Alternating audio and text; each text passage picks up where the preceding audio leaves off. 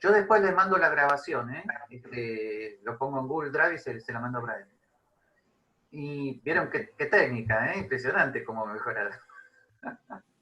Y ahora, Sí, compartir pantalla. Aquí estamos. Bueno, ¿se está viendo el PowerPoint? se ve, se ve. Sí, sí. Sí se ve. Bueno, bueno, muy bien. Bueno, vamos de vuelta con este tema.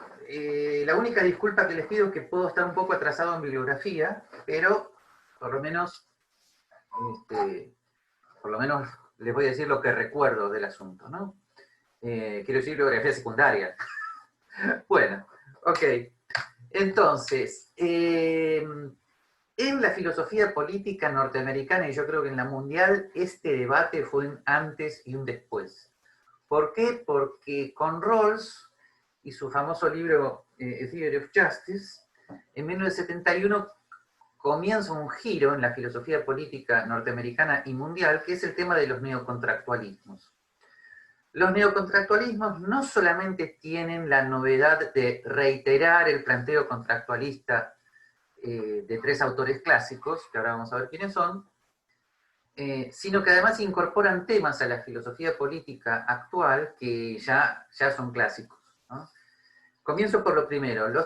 Rawls es una reconversión de Rousseau. Nozick es una reconversión de John Locke, y Buchanan, aunque les parezca extraño, es una reconversión liberal clásica de Thomas Hobbes. ¿Está? Desde Rawls en adelante, estos tres autores incorporan elementos que antes eran solamente utilizados por la economía política. Incorporan sobre todo el tema de la decisión racional. Incorporan temas de public choice, derecho y economía, escuela austríaca, Nozick algunos elementos de escuela austríaca coloca.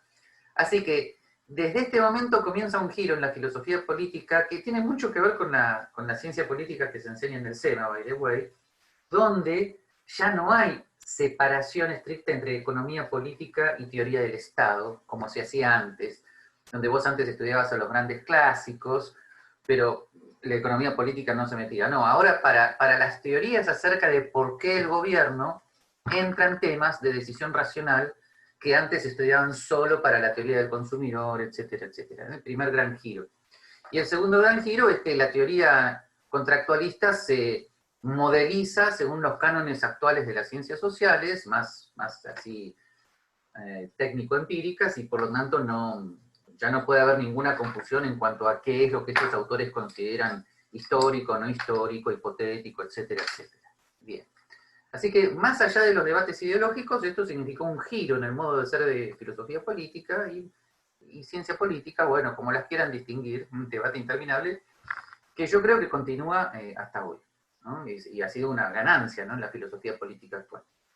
En la Argentina, en la UCA solamente quedan algunos profesores que se manejan con la noción de derecho político así tradicional, pero en las demás universidades,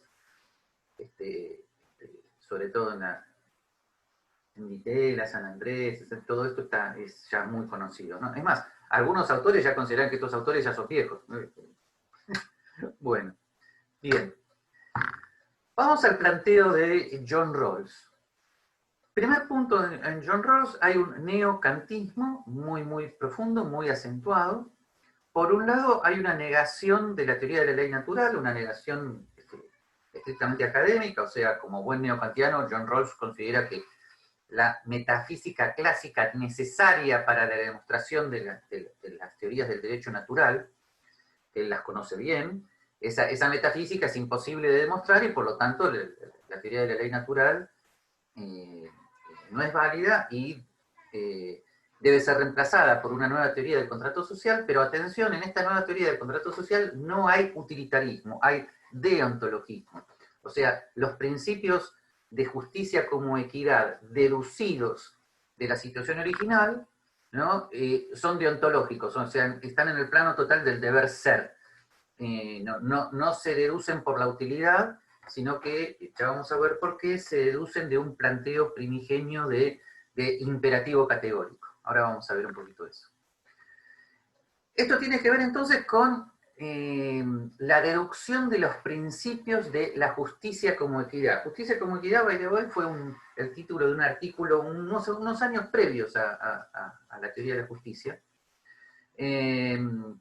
Y equidad acá, ¿qué significa? Equidad precisamente significa distribución. O sea, el artículo, no solamente el libro, comienza diciendo lisa y llanamente, los seres humanos conocen las ventajas de la división del trabajo, pero no son indiferentes a cómo es distribuido el producto de la división del trabajo, y esa distribución tiene que ser ética. ¿Está? Bien. Para lo cual, John Rawls propone una situación original en la cual todos nos consideramos libres e iguales desde un punto de vista de la dignidad así neocantianos, sujetos racionales capaces de diálogo. Y de esa consideración de considerarnos sujetos racionales en el sentido kantiano, ¿no? O sea, la autonomía de la voluntad famosa de Kant, surgiría el siguiente imperativo categórico. Es como si fuera, fíjense qué interesante, desde el punto de vista de un modelo de ciencias sociales, es un modelo hipotético en el cual se lleva hasta sus últimas consecuencias el postulado de igualdad de la naturaleza humana. Todos somos absolutamente iguales, nos debemos considerar absolutamente iguales. Y por lo tanto, la cuestión es, ¿cuáles son los principios que se deben deducir en un contrato social donde todos nos consideramos absolutamente iguales? Bien. Este planteo de la situación implica hablar de una cosa famosa en los rawlsianos, que es el velo de ignorancia. O sea, vamos a hacer como si desconociéramos cualquier otra característica individual de cualquiera de nosotros que no sea ser iguales en dignidad, pero no es la dignidad natural del derecho natural, sino la dignidad neocantiana. Lo único que sabemos es que somos sujetos racionales, capaces de autonomía de la voluntad, de diálogo, ¿no? Pero no conocemos nada más. Todo lo demás hacemos como si lo ignoráramos, precisamente para llevar a sus últimas consecuencias el planteo de la igualdad originaria. Bien. Entonces ahí se desprenden dos principios. Uno que lo coloca a John Rawls al lado de las circunstancias políticas actuales, el segundo principio, el principio de igualdad, de igual libertad, lo coloca a John Rawls como un conservador prácticamente. O sea, en el principio de igual libertad, John Rawls incorpora a Locke, pero por la mitad. O sea, las libertades individuales, ¿no? Como libertad de expresión, libertad religiosa, más la organización constitucional serían principios deducidos de la igual libertad. O sea, si vamos a ser todos igualmente libres, debemos reconocernos, no derechos naturales, pero sí, ¿no? El respetarnos como personas con autonomía, con la voluntad, de lo cual se derivan los derechos individuales, y si ustedes quieren, el fundamento ético neocantiano de la organización constitucional tradicional, ¿no? Bueno, ok. Dadas las circunstancias actuales, permítanme en paréntesis, con esto John Rawls estaría en el ala derecha del Partido Demócrata, hoy les cuento, ¿no? Bueno, al lado de lo que soy el asunto. Pero la gran novedad es el principio de diferencia. El principio de diferencia va directamente al famoso tema de la redistribución de ingresos. ¿Por qué? Porque dado ese presupuesto de igualdad total entre todos nosotros y dado el velo de ignorancia, entonces, miren cómo razona John Rawls, las desigualdades naturales en cuanto a la lotería natural de recursos son injustas, excepto que los más favorecidos por la lotería natural de recursos compensen a los más desfavorecidos. Entonces, en este contrato social existe el suficiente realismo como, por ejemplo, para saber que Messi, ¿no? Ciudadano de este contrato, va a ganar más dinero que Gabriel, ¿no? Que siempre me gusta jugar con esto, ¿no? Para mostrar que los intelectuales no nos tenemos que enojar frente a eso.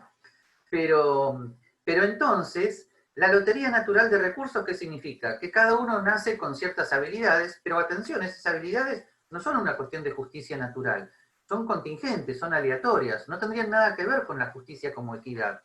O sea, de por sí es injusto que Messi gane más y Gabriel gane menos, porque son absolutamente iguales. Entonces, el realismo de este socialismo deontológico es incorporar un principio, que es el principio de diferencia, por el cual deducimos como un principio ético fundamental que estas desigualdades deben ser compensadas por un proceso redistributivo de tal manera que los menos favorecidos compensen, al revés, que los más favorecidos por la lotería natural de recursos compensen a los menos favorecidos.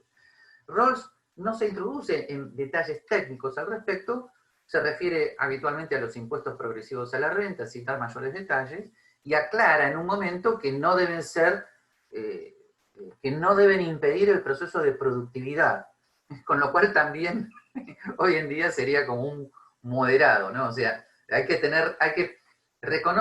le reconoce al mercado, ¿no?, cierta capacidad para producir los recursos que luego van a ser redistribuidos, ¿no? Por eso muchos socialistas democráticos encontraron en John Rawls una justificación ética totalmente coherente con esa manera de pensar, ¿no? Y en el libro Una teoría de la justicia hay que tener en cuenta que John Rawls incorpora una especie de novedosa reedición de la teoría de la explotación de Marx, pero utilizando justamente los modelos actuales de competencia perfecta. Entonces, en la versión inglesa clásica del 71, si van a la página 309, ¿no?, dice literalmente, ¿no?, los factores de producción nunca reciben, de hecho, su producto marginal. La competencia es en ese sentido imperfecta y las personas reciben menos de su valor para la contribución al producto marginal y en ese sentido son explotadas. ¿Está? Pero atención, el autor citado para esta teoría de la explotación es Pigou, The Economics of Welfare. Bueno, ok.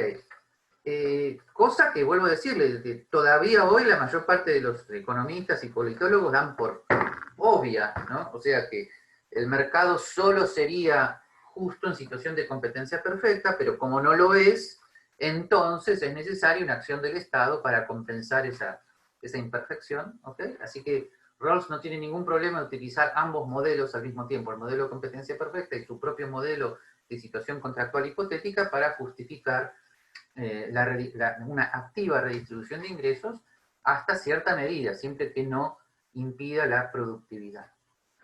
Bueno, bien. ¿Cuál es la respuesta de Nozick a esto? Bueno, exactamente la contraria, ¿no? Y después van a ver a qué me refiero con exactamente la contraria. Primero hay un derecho natural de propiedad muy parecido al de John Locke. O sea, la persona es dueña de sí misma, punto. Es como una especie de premisa del sistema, ¿no?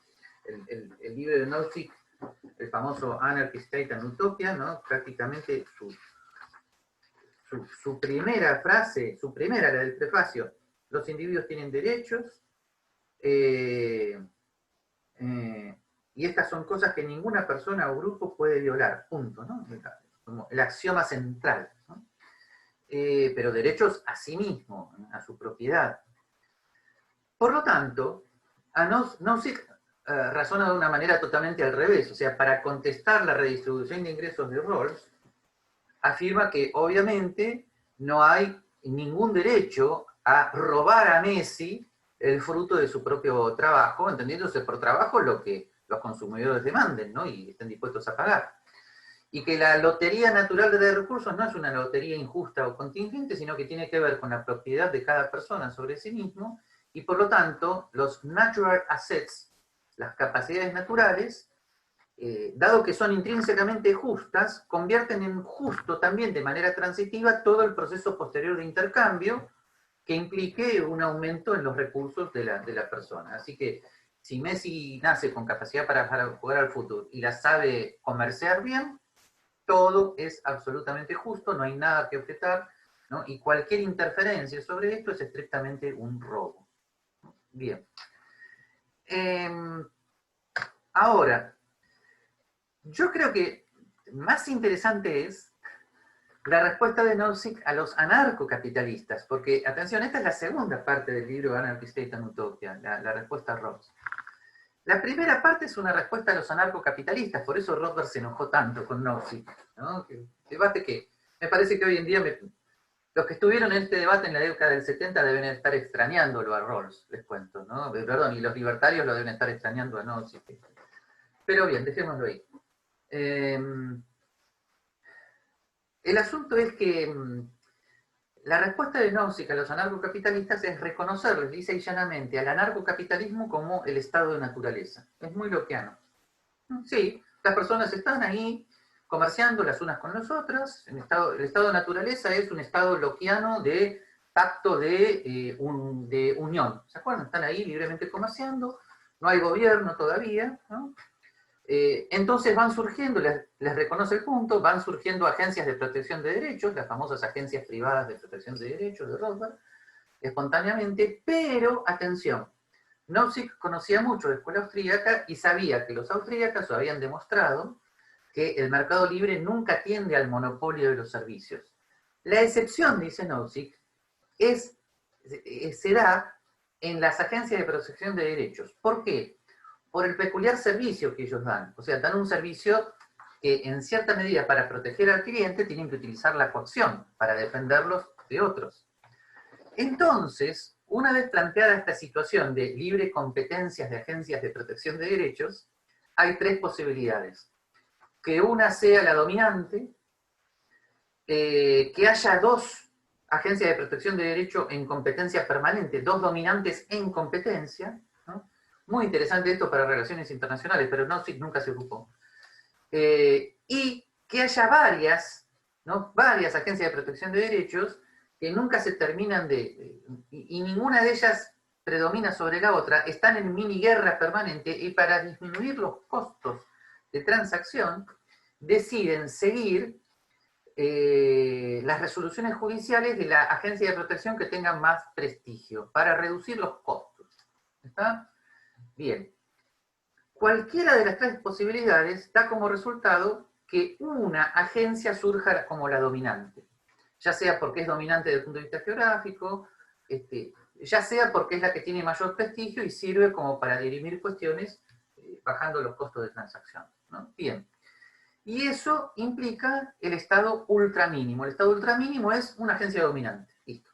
Ahora, alrededor de la agencia dominante hay free riders. Y ahí comienza un complicadísimo proceso, ¿no? Pero bueno, más o menos se los resumo. La idea de Nozick es que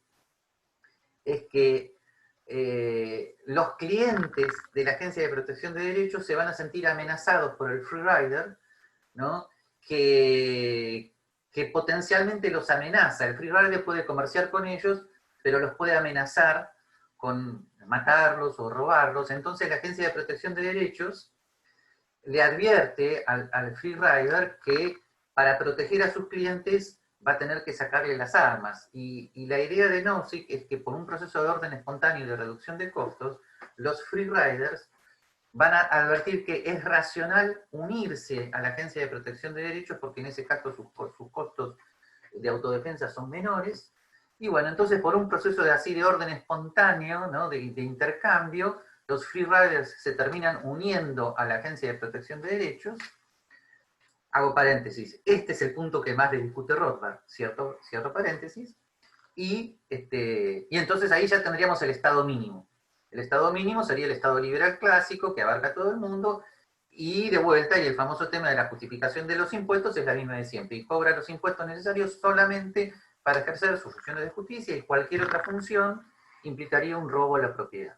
¿No? Bueno, nada raro al respecto. Bien. ¿Qué opino yo de... Ay, perdón, disculpen. ¿Qué opino yo de este debate? Bueno, primero, por lo que dicen ambos autores, y además por ciertas discusiones que yo he visto a lo largo de estos años entre partidarios de Nozick y los que no, o cómo ellos tratan a veces a los partidarios de John Rawls, o cómo los redistribucionistas ven a Nozick. Es un diálogo de sordos. ¿Por qué? Porque parten de dos premisas tan absolutamente diferentes, pero que funcionan como paradigmas incomunicados porque es relativamente imposible que un autor pueda hacer el otro lo que se llama una crítica interna. Una crítica interna es ponerme en el paradigma del otro y criticarle una inconsistencia a partir de su paradigma, a partir de su premisa, perdón. Y la pura verdad es que los dos autores son tan consistentes a partir de sus premisas que una vez que las aceptás, o te haces Nozick o te haces Rawls, pero no tenés salida, son los dos muy lógicos. Ahora, yo he visto a algunos libertarios, ultra rothbarianos o ultra nozickianos, que no es lo mismo, tratar a los partidarios de John Rawls como infradotados que no saben que hay derecho a la propiedad. Gente, por supuesto que saben que hay gente que dice que hay derecho a la propiedad, como John Locke, pero saben que se basan en una teoría del derecho natural que necesita un corpus metafísico que todavía quedaba en John Locke y en los escolásticos para poder ser fundamentado. Cuando no tenés eso, ¿no? La salida es Hume, que es un utilitarismo que a Rawls no lo convence de ninguna manera, o Kant. Y esa es la salida de John Rawls, un imperativo categórico, deontológico, para fundamentar los derechos individuales. Así que los rawlsianos saben perfectamente que niegan el derecho de propiedad. Además, de acá viene lo que les quiero contar. Cuando yo lo fui a ver, la pregunta que le hice, que él logró decodificar difícilmente, porque yo no me sabía expresar bien, yo le preguntaba, bueno, pero si hubiera derecho natural, entonces el principio de diferencia no sería válido, ¿no? Y él no se terminaba de ubicar. Además, recién en ese momento yo estaba hablando en un inglés por la mitad, fue un desastre. Pero el asunto es que Rawls, pobrecito, con toda buena voluntad, finalmente se logró ubicar en lo que yo me preguntaba. Me dice, usted pregunta si yo estuviera de acuerdo con la teoría del derecho natural. Y ahí me contestó algo muy, muy interesante. Me dijo, pero es que la teoría del derecho natural, me dice, es políticamente irrelevante. O sea, ¿por qué? Porque es metafísica. O sea, y el ejemplo que me dio es, supongamos que yo estuviera de acuerdo con la teoría de ley natural para el matrimonio tradicional. Esa fue su respuesta. Bueno, claro que lo puedo hacer, pero es políticamente irrelevante. Yo no puedo decir que eso es socialmente irrelevante, que forme parte del pacto político. Yo me puedo casar según lo que yo considero la ley natural, pero es un tema privado.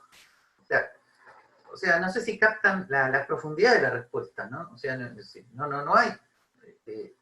No puede haber una teoría del derecho natural socialmente relevante porque está fundamentada en una metafísica que para él ya forma parte de cuestiones privadas, no de cuestiones públicas. Miren que es muy importante todo esto para lo que luego John Rawls llama la razón pública, los constitutional essentials, etcétera, etcétera. Así que es inútil que le vayan a Rawls con lo que dice Nozick, pero a su vez es inútil que le vayan a Nozick con lo que dice Rawls porque también es el mismo diálogo de sordos. Nozick dice, bueno, pero se equivoca porque no acepta la teoría del derecho natural. Sí, obvio que no la acepta. La verdad, ahí no hubo mayor comprensión. Otro segundo tema es que en Nozick hay una ausencia absoluta de políticas de transición. O sea, si la pregunta es, ¿cómo llegamos al estado mínimo? Nozick jamás se ocupó del tema.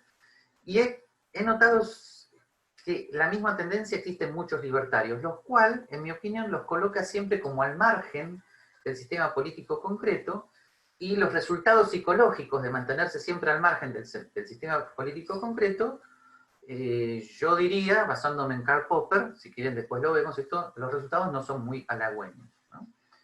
Tercer punto, ¿es coherente la negación de John Rawls a toda metafísica? Bueno, y acá entra una cosa que yo en su momento la sabía, ahora me acuerdo, el famoso debate entre Habermas y John Rawls.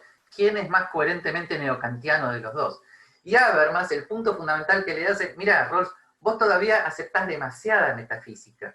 O sea, en tu Kant hay ya demasiada metafísica en eso del imperativo categórico. Lo mío es todavía más es más coherente, son sujetos dialogantes, bueno. Es un tema interesante porque además tiene que ver con la evaluación del pensamiento kantiano, ¿no? Pero bueno, esto, ustedes saben que a mí me divierte, pero por ahora lo dejamos. Y después el punto fuerte que tienen los austríacos para responderle a John Rawls es obviamente que maneja mal el modelo de competencia perfecta, ¿no? Que obviamente bajo la teoría del proceso de mercado, ¿no? El salario libre tiende a acercarse a la productividad marginal y cualquier intervención lo aleja más, ¿no? Pero bueno, eso es también es un paradigma bastante incomunicable, pero es más fácil de dialogar, porque tiene que ver sencillamente con una cuestión de modelos económicos, no es un presupuesto metafísico de derecho natural, ¿no? Bien, y esperen que me quedé sin el último slide, no sé por qué, esperen 3 segundos. ¿Dónde estoy? ¿Dónde estoy? Esperen,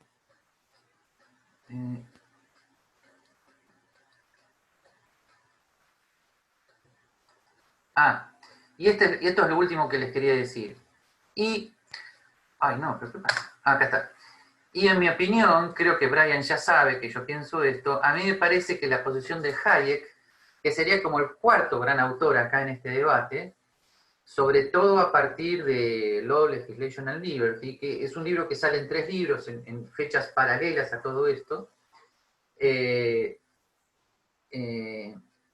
la posición de Hayek, en mi opinión, es superadora de la posición arquetípica de un Rawls o de un Nozick con respecto al derecho de propiedad. O sea, ni afirmación absoluta ni negación absoluta. Para Hayek, el derecho de propiedad es evolutivo, va surgiendo del common law. Por supuesto, esto tiene que ver con la delicadísima filosofía del derecho de Hayek, que él dice que no es ni naturalista ni positivista. O sea, el derecho se da concretamente en la ley, pero el common law va siguiendo la evolución de lo que los escoceses llamarían la naturaleza de las cosas, ¿no? Entonces, y esto es lo que le proporciona coherencia a una respuesta que Hayek enojó mucho a todos los libertarios. O sea, que el gobierno municipal podría proveer bienes públicos. ¿Por qué? Sin robar. Porque el derecho de propiedad, y acá es donde todos se enojan, en Hayek no es absoluto, es evolutivo.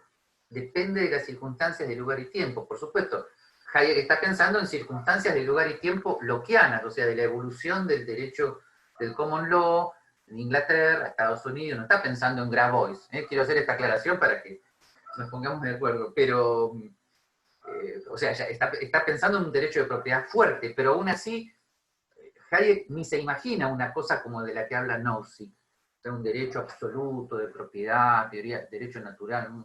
Se imagina siempre un proceso evolutivo y dentro de eso el gobierno municipal, de acuerdo a la tradición de Tocqueville, podría proveer bienes públicos con obvias restricciones, ¿no? Y por lo tanto esto superaría esa dialéctica que se da entre rawlsianos y los de Nozick, entre intervención o no intervención del Estado, porque en Hayek el tema de la intervención del Estado es tratada de acuerdo a los niveles de organización norteamericana de la palabra Estado, que ya deja de ser Estado. O sea, ya los norteamericanos hablan de government, y el government es federal, estadual o municipal, ¿no? Entonces, la respuesta de Hayek, que difícil de entender, pero que a su vez no convenció a casi nadie, es: el Estado federal no interviene. El que interviene, o mejor dicho, el federal government no interviene en temas en temas de redistribución. El que interviene es el gobierno municipal, ¿no? Con ciertas restricciones que si después quieren las conversamos. Bueno, simplemente para decirles, para que polemicemos un poquito, a mí me parece que esta propuesta supera esa dialéctica absoluta que se da entre Nozick y Rawls, ¿no? Bueno, más o menos, discúlpenme que haya ido rápido, pero yo últimamente resumo mucho, es un conflicto que estoy teniendo. Pero listo, yo diría que este es el estado de la cuestión. Estoy desactualizado en bibliografía, pero no creo que la verdad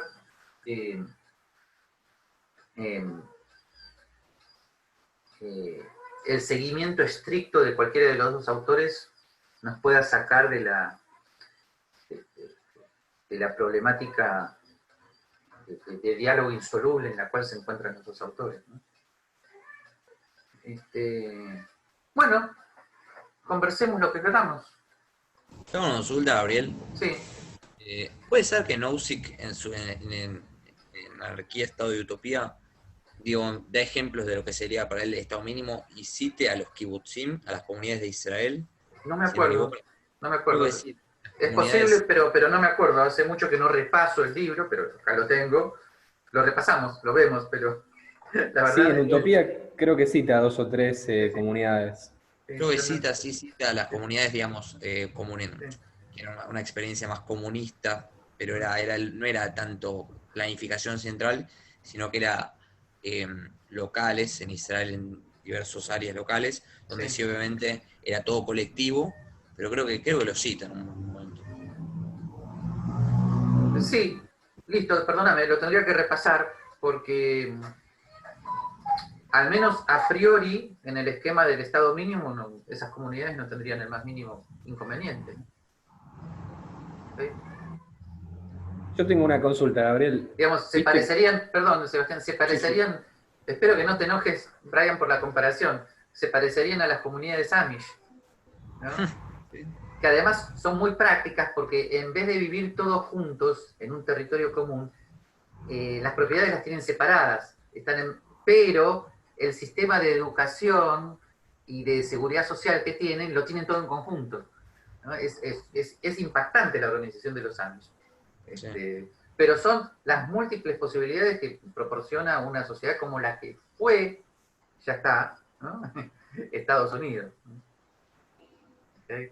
Sí, Sebastián, ibas a decir algo. Sí, es una pregunta respecto a, viste que hay una parte en donde Nozick habla de la justicia retributiva Sí, y establece 3 principios. El principio creo que era de... eh, compensación, no, yo quería preguntarte por ah, el de reivindicación, porque es que no sé así. si es de reivindicación.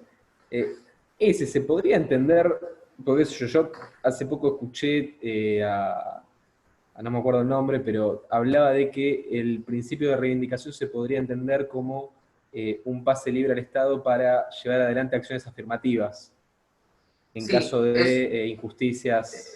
es una de las partes más difíciles de entender de Nozick. Él acepta que de alguna manera tiene que haber una compensación para aquellos que ya tenían propiedad antes de que vos entraras. No se mete en mayores detalles, establece el principio, así que a mí me parece muy interesante que lo haya dicho porque eh, su libro se mantiene siempre en abstracto, no va a ninguna circunstancia histórica concreta, pero te deja abierta una puerta muy interesante para manejarte eh, en ciertas discusiones actuales. O sea, lo que pasa es que esta es la dificultad, ahí está, esta es la dificultad, a ver, por este tema es que yo no soy lockeano en esto, porque si sos muy John Locke, en vez de ser más evolucionista al estilo Hayek, te vas a remontar a quién era el primer ocupante, el famoso derecho del primer ocupante.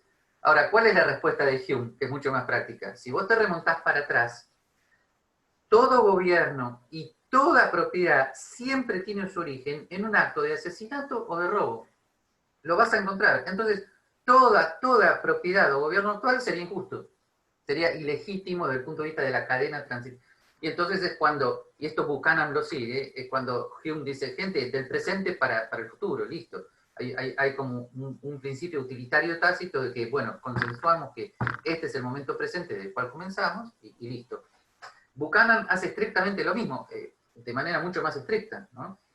Para Buchanan, la situación original implica aceptar la distribución natural de recursos que haya habido antes del pacto comercial, en el periodo anterior de la guerra. Por eso es más hobbesiano. Para Hobbes, en el contractualismo de Buchanan, vos pasas hipotéticamente, por teoría de los juegos, de una situación de guerra a una situación comercial.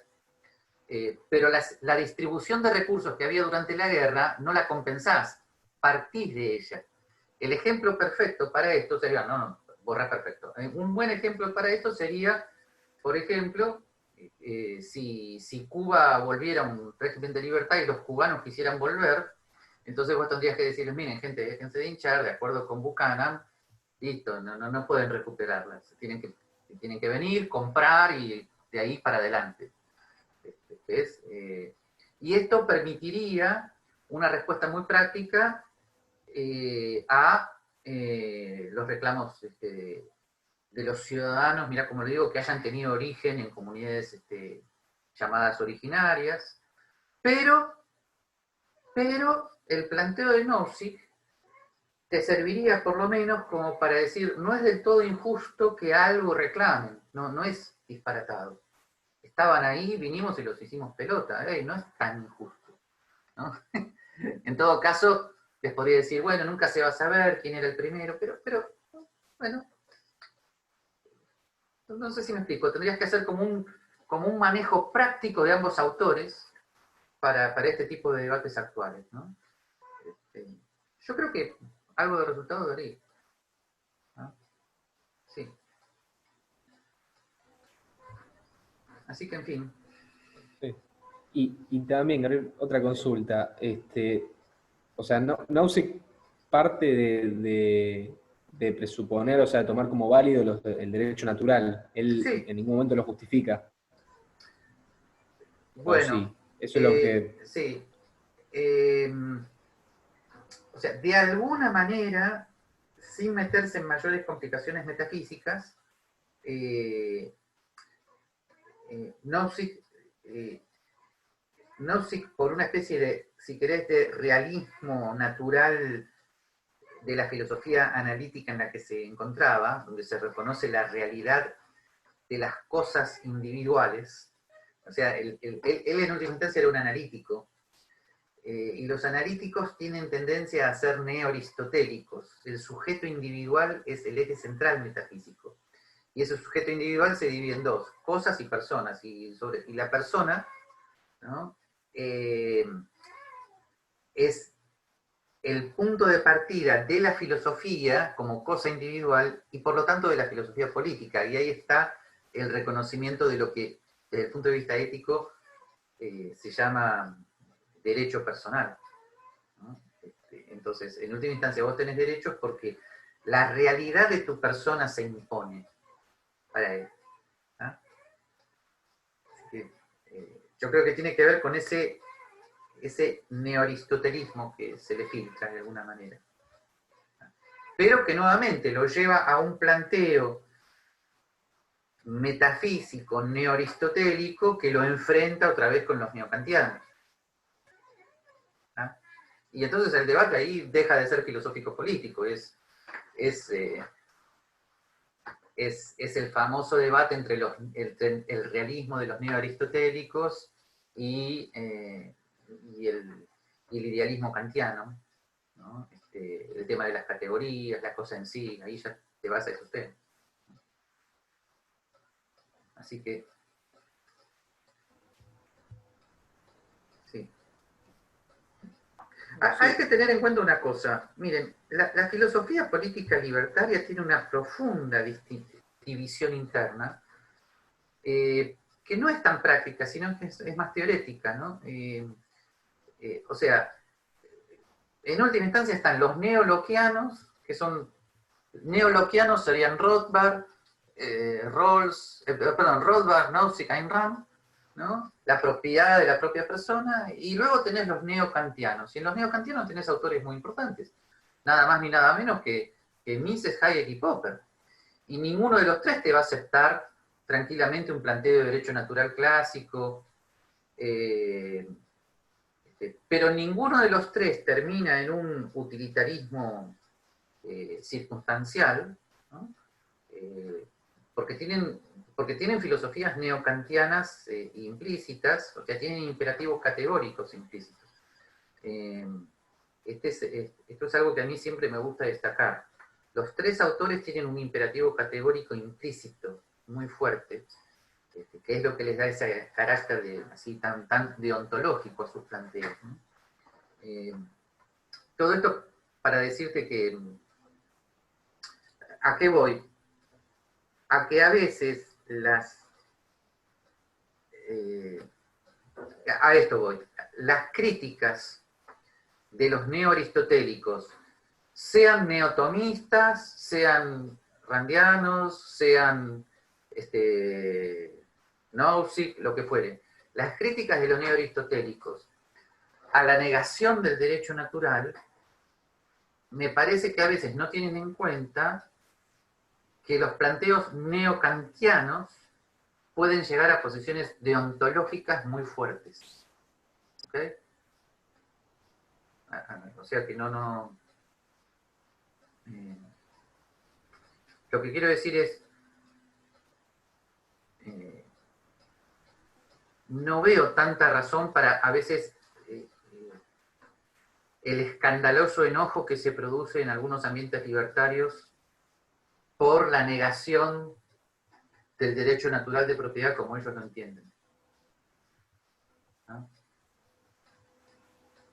Pero Gabriel, eso es, digamos, eso no, pienso en Rothbard, ¿no? Sí. Y su famoso axioma de no agresión, que bueno, es lo supremo y no está sujeto a situaciones particulares, digamos. No, Sí. no hay algo de practicidad o como diría, más yendo a la tradición de la hermenéutica, algo de Frones y de saber práctico. Siempre hay lo eterno e inmutable. Eso también les hace ser un poco así en ese sentido de, si no es lo que pienso yo, no sirve nada porque ya es cualquier violación a la axioma de no agresión, digamos. Lo evolutivo para ellos ni siquiera es válido porque es algo que está, si se quiere, lo evolutivo es algo de historicidad también. Y ellos no pueden con la historicidad porque se manejan en categorías de lo eterno y lo inmutable. Sí. A ver, primero ten en cuenta que los neocantianos más coherentes como Habermas también terminan en algo similar porque Habermas, lo sabes bien, termina en las reglas de diálogo como el principio fundamental de la unión política, y esas normas de diálogo son éticamente imperativas, ¿no? Entonces, por eso acuérdense, yo mucho no lo estudié, pero hay libertarios que sostienen que el eje central del principio de no agresión es en realidad no invadir el habla del otro, ¿ok? Y que de ahí viene una sociedad libre. Pero más allá de esto, en realidad lo que a ver, son dos cosas diferentes. Una cosa es criticar la poca ductilidad o cintura histórica de los ultralibertarios, eso es una cosa. Pero lo que yo estaba criticando más bien es la incomprensión del paradigma distinto, desde el punto de vista del fundamento filosófico. ¿No? O sea, lo que te quiero decir, para un liberal clásico y un naturalista muy fanatizado, ya sea porque viene del neotomismo o de Rothbard o qué sé yo, el kantiano es un imbécil. Pero ese es el punto que yo siempre me mato diciendo, gente, así no llegan a ningún lado. ¿Ah? ¿Okay? Ese es el punto. Bueno, creo que vos, Brian, has sido testigo de esto muchas veces. Sí. Sobre todo en los randianos, ¿no? No, los demás, qué sé yo, ¿no? Bueno, no, esperen, en los neotomistas también. No, eso forma parte de mi historia personal. Yo he leído manuales neotomistas donde Kant es tratado como sencillamente infradotado, ¿no? Ahora, no digo que a su vez esto sea porque el neotomista sea infradotado, ¿no? Sino porque no están acostumbrados a la hermenéutica del otro paradigma, ¿no? Finalmente, ¿Qué? ¿Pero qué? Lo que no le perdonan a Kant es lo del noúmeno, lo de la cosa en sí. claro, Lo que no terminan de entender el no realismo de Kant como ellos entienden el realismo, ¿no? Claro. Les resulta incomprensible que alguien no pueda ver la evidencia de la cosa, en un sentido muy aristotélico del término. Creo que, en mi opinión, no tienen una buena comprensión de por qué surge en la historia de la filosofía occidental el planteo kantiano de teoría del conocimiento. Pero es la misma razón por la cual tampoco entienden a Descartes, ni en general la modernidad, ¿no? Ahora, no estoy hablando solo de los neotomistas, que tienen algunas honrosas excepciones, también estoy hablando acá de una cosa que he estudiado últimamente, que es el pensamiento filosófico de los neoaristotélicos a fines del siglo XIX, sobre todo en la Baja Alemania y en Viena, en Austria.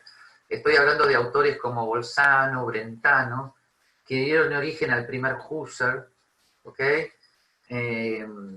Y de alguna manera influyeron en la primer corriente neopositivista. ¿Está? Por ejemplo, en Brentano tienen un paradigma de antikantiano fanático. ¿Okay? ¿Ah? O sea, ese tipo de autores influye mucho en la incomunicabilidad de paradigmas entre aristotélicos y kantianos.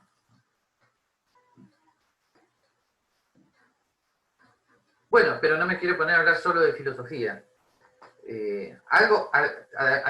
Me imagino que algún debate concreto tenían más en mente cuando pidieron este tema, o era solamente un interés académico. Yo lo veo mucho desde el derecho. A ver. Tipo, una de mis dudas es por qué por ahí dentro del derecho argentino tiene tanta influencia por ahí John Rawls y se deja tan de lado Nozick. No porque uno refuta a otro, sino por qué tiene tanto peso. Eso siempre me No, yo llamó la creo que ahí atención. sí es una cuestión ideológica. Primero ten en cuenta que, por ejemplo, Hayek como filósofo del derecho, en opinión mía y de algunos otros, es muy importante, pero jamás se lo considera en la filosofía del derecho. La filosofía del derecho es como si fuera un paradigma muy, muy cerrado, donde la discusión es naturalismo por un lado, neocantismo, perdón, sí, un poco de neocantismo, el positivismo jurídico, pero es un paradigma que ignora o desprecia a lo que viene desde ciertos planteos que tienen que ver con el liberalismo o la economía, los desprecian. Ni siquiera lo necesitan, porque en sus journals y en sus congresos nada de eso se discute. Y Rawls llega justamente porque ya sean naturalistas o positivistas, en Argentina los dos intuitivamente coinciden con planteos redistributivos, entonces Rawls les vino bien. Por ejemplo, en la Argentina, alguien que yo quiero mucho, pero que yo considero que fue la versión tomista católica de John Rawls, fue Vidal Campos. Vidal Campos incorpora el tema de la redistribución de ingresos y de los derechos sociales prácticamente con una especie de cristianización de John Rawls. O sea, es cristiano compensar al que tiene menos, forma parte del derecho natural compensar al que tiene menos recursos, esa idea. Pero es una cuestión principalmente ideológica, más Sí. que aquello lógica o jurídica por ahí. Bueno, si querés, Vidal Campos es el paradigma de mayor desarrollo filosófico, porque él tiene uno o dos libros importantes desde el punto de vista del naturalismo, y después su gran libro donde sistematiza cómo incorporar los derechos sociales al tema de la Constitución, que ahora no me acuerdo cómo se llama, pero que explica lo que son los derechos programáticos, como derechos sociales, etc. Lo establece bien, habla de cuál es el sujeto pasivo de obligación de los derechos sociales, por qué tiene que ser el Estado. O sea, lo que te quiero decir con esto es que la típica crítica libertaria que a veces se produce de los derechos sociales, a veces está escrita como si esto no hubiera sido escrito. O sea, muchos dicen, la justicia social no existe porque si alguien reclama que le tienen que dar algo, otro se lo tenés que sacar a otro, y eso es injusto, eso es una estupidez. Pero desde el punto de vista constitucional, y de manera muy conservadora, Vidal Campos lo estableció, y sin nada que tenga que ver con Grabois. O sea, los argentinos estamos tan absolutamente en la calle cotidiana de la ideología que nos olvidamos que las cosas no son tan bestias. ¿Okay? No, hay todo un planteo constitucional muy de fondo sobre cómo los jueces pueden establecer demandas por inconstitucionalidad, por incumplimiento de derechos programáticos.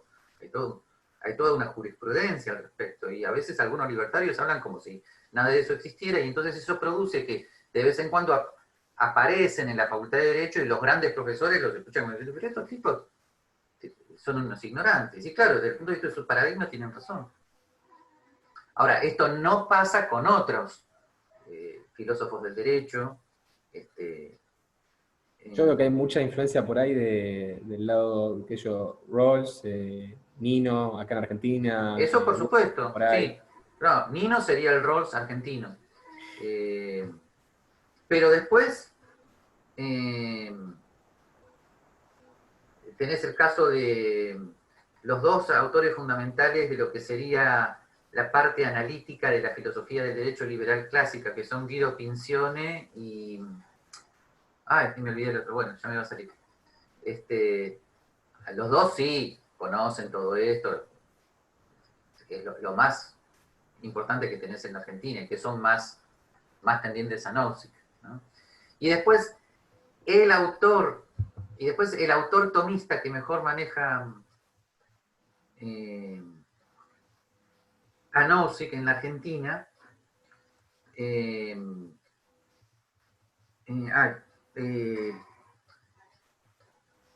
ahora te voy a decir quién es, me estoy olvidando de los nombres. Bueno, lo hay, pero es muy antiliberal, o sea, es Nozick, pero desprecia profundamente a los libertarios, no quiere saber nada con ellos. Así que, digamos, hay en la Argentina un nivel de debate importante, pero más silenciado, sobre todo por esa separación que se ha dado entre el mundo académico y el mundo político, ¿no? Sí. En fin. Pero sí, si tu preocupación es la filosofía del derecho, lo que pasa es que hace mucho que no escribe, porque una gran defensora de la filosofía del derecho de Hayek y que conoce mucho todo este debate, y tiene una profunda formación en filosofía analítica y filosofía continental, es Eliana Santanatoglia. Eliana Eliana Santa. Santanatoglia. ¿Está? ¿Querés que te lo escriba en el chat? Ah, no, ahí está, ahí anda, Santana Toglia. Santanatoglia. Buscala en internet, vas a ver que tiene artículos en la revista Libertas muy importantes. Creo que hace mucho que no publica porque tuvo un bebé y dejó de publicar temporariamente, pero académicamente es de lo mejor para filosofía del derecho para este punto, ¿no?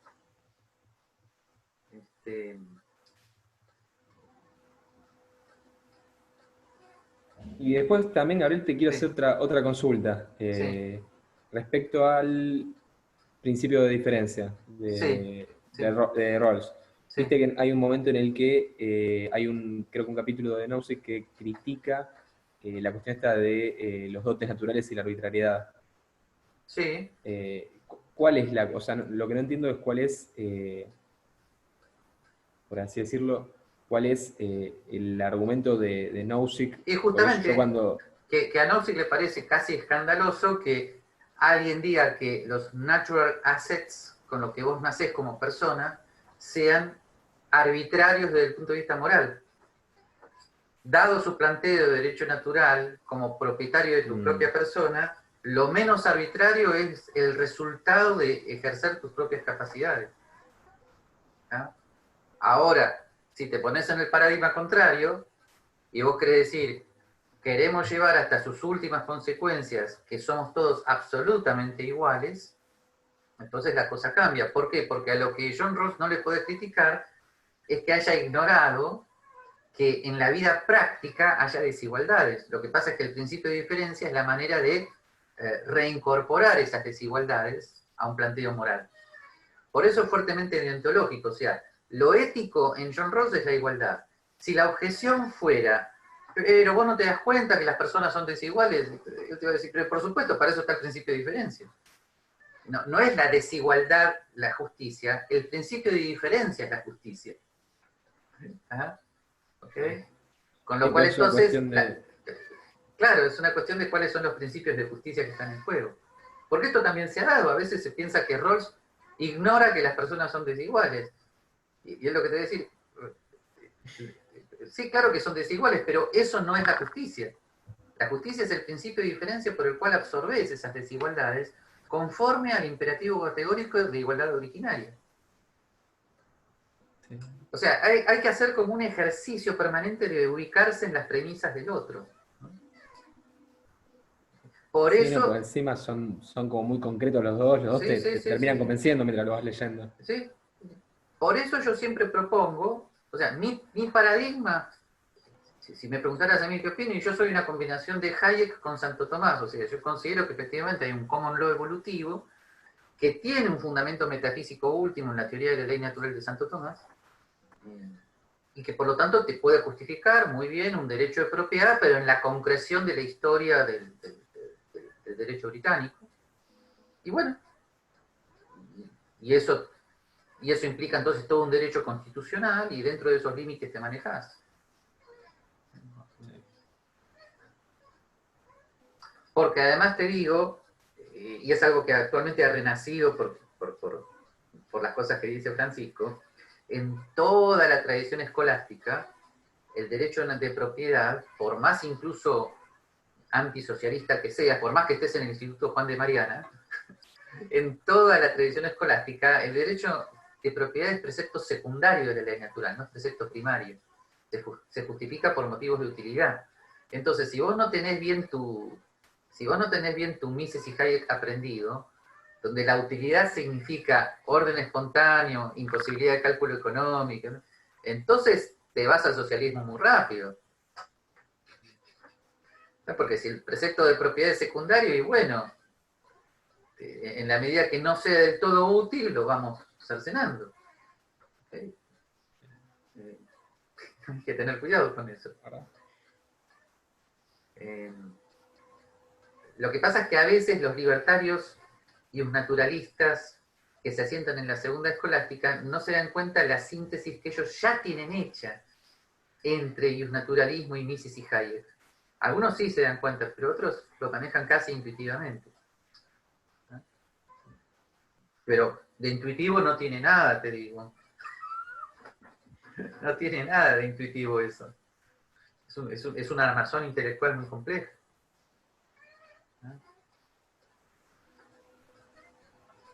Así que Francisco, que de tonto no tiene nada, tiene razón. Vos lo ponés hoy a un católico tomista, con nada más que con lo que dice Santo Tomás en las circunstancias actuales. Agregás la premisa de que la distribución es injusta y expropiás todo lo que se te cante. O sea, la tradición última del derecho natural no te protege del socialismo. Tenés que agregarle Mises y Hayek. Entonces ahí sí. Sí, una forma de utilitarismo sería para poder... Bueno, sí, porque es el que fin... Hayek tiene una famosa nota a pie de página, creo que en el segundo tomo de Law, Legislation and Liberty, y me acuerdo de memoria porque yo esto lo trabajé para un artículo, no porque me acuerdo de todo, donde él elogia a Hume y a Santo Tomás al mismo tiempo por haber reconocido la relación entre utilidad y ética en el caso de la propiedad. O sea, para ambos autores, por motivos diferentes, la propiedad es algo justo y útil al mismo tiempo. En cambio, a partir de todos los planteos neocantianos, si algo es útil, no es justo, y si algo es justo, no es útil. Y entonces ahí los tenés a los economistas debatiendo con los socialdemócratas, ¿no? Y los socialdemócratas dicen, lo mío es justo, luego vos me hacés las cuentas. El economista liberal le dice, lo tuyo es ineficiente, sos un tarado. El otro, será ineficiente pero justo. Y listo, no salen de eso. No salen de ahí. Igual, en ese sentido también Rawls tiene, o sea, reconoce el principio de diferencia con un fin utilitario. Totalmente, porque ahí es donde le da ámbito al mercado. Sobre todo en algunos de sus artículos, ¿no? El principio de diferencia admitiría el mercado, pero no como sacrosanto, sino en ciertas circunstancias el mercado es compatible con el principio de diferencia, porque es lo que permite hacer la redistribución. Era la gran bandera de los socialdemócratas europeos a partir de los 70. Y hoy en día las lecturas por ahí muy de izquierdas de John Rawls es como que dejan de lado este aspecto. Sí. El utilitarismo respecto al mercado. Sí. Sí. Porque, o sea, ven como fin último lo que yo veo de distintas exposiciones, que el fin último es la igualdad. No, y además también olvidan el último John Rawls, el John Rawls de los libros como Liberalismo Político y The Law of the Peoples, que es un liberal total y completo. Ahí ya no se mete más en cuestiones económicas y lo fundamental es la igualdad de derechos de todos, la igualdad ante la ley, el sistema constitucional. Es un clásico. ¿No? Pero bueno. Así que... sí, estaba buscando una cosa. Bien, no.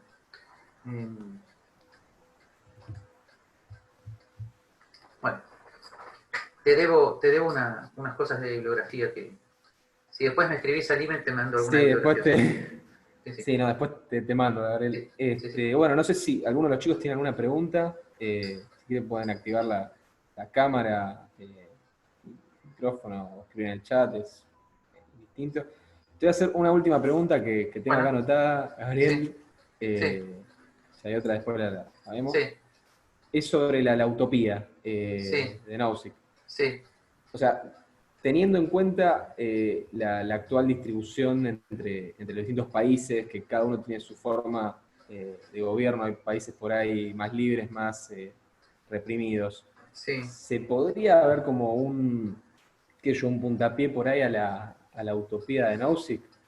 En este sentido de que conviven distintas comunidades pacíficamente con distintas legislaciones, distintos sistemas. No, Es porque otra no cosa. sé si él identificaría con eso o no. Para él utopía ya no tiene nada que ver con los planteos revolucionarios o violentos. Utopía es un ideal inspirador. Ahí es más neocantiano. O sea,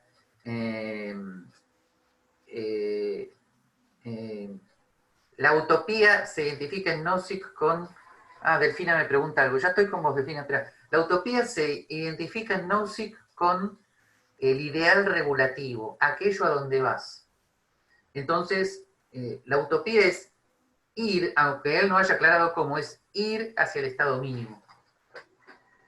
Pero, vuelvo a decirte, después se quedó muy corto en cuanto a circunstancias históricas concretas, se dedicó a otras cosas. Pero la utopía sería ir hacia allá. Ahora, eso es lo más práctico que dijo, porque, si querés, te permite situarte en la circunstancia histórica diciendo, bueno, vamos hacia allá, estamos por acá.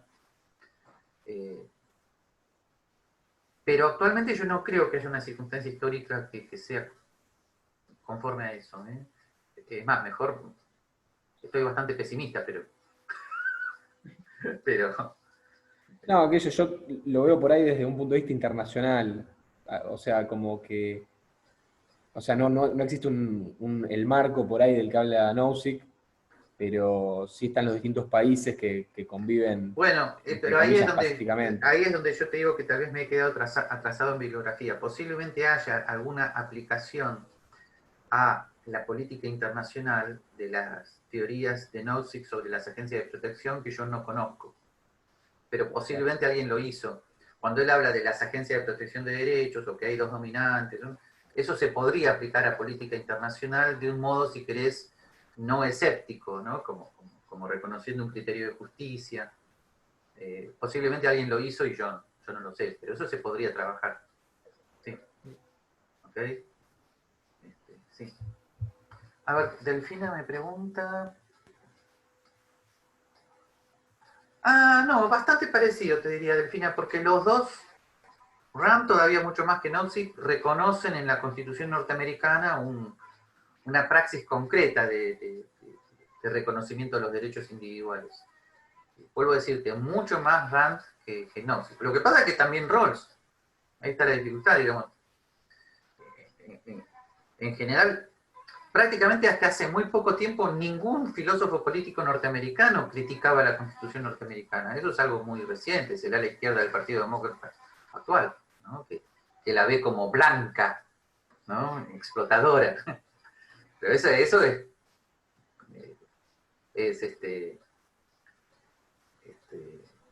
Kamala Harris, la candidata a vicepresidente. La época de Nozick y Rawls es otra. Es más, si mal no recuerdo, hasta donde logré actualizarme, cuando a Rawls los comunitaristas le dicen que lo suyo está como una especie de blanco de la historia, Rawls dice, pero no, lo mío se ubica dentro de la tradición constitucionalista norteamericana, lo dice bien claro. ¿No? Así que, sí.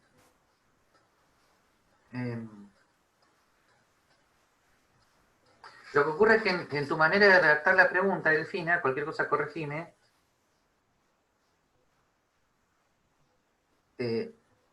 espera, la legitimidad que le dan los ciudadanos al poder mediante constituciones, sí, puede ser. El que más aceptaría esa manera de expresarse sería James Buchanan, que donde el momento de la redacción constitucional es lo que termina de legitimar el poder político. Sí. Pero prácticamente como pacto que supera la guerra, ¿no? Que yo eso lo considero compatible con la teoría del derecho natural. Lo que pasa es que yo tengo una visión más histórica, más dinámica del derecho natural. El derecho natural está en la naturaleza humana implícitamente, pero la naturaleza humana es muy bélica. Toda vez que el ser humano baja las armas y se pone a comerciar, ahí aparece, sí, en la historia, en el barro de la historia, aparece el derecho de propiedad. Pero prácticamente porque se reconoce implícitamente su utilidad para el comercio. Y ahí es donde aparece la practicidad que propone Buchanan. Si vos querés volver para atrás, comenzás la guerra de vuelta. ¿Qué es lo que está haciendo? Es lo que están haciendo ahora todas las inteligentes izquierdas más renovadas. ¿Por qué el tema de cancel culture, etcétera, etcétera? Porque quieren volver para atrás. Quieren volver al momento del conflicto originario para deshacer todo lo hecho. ¿Está? Exactamente.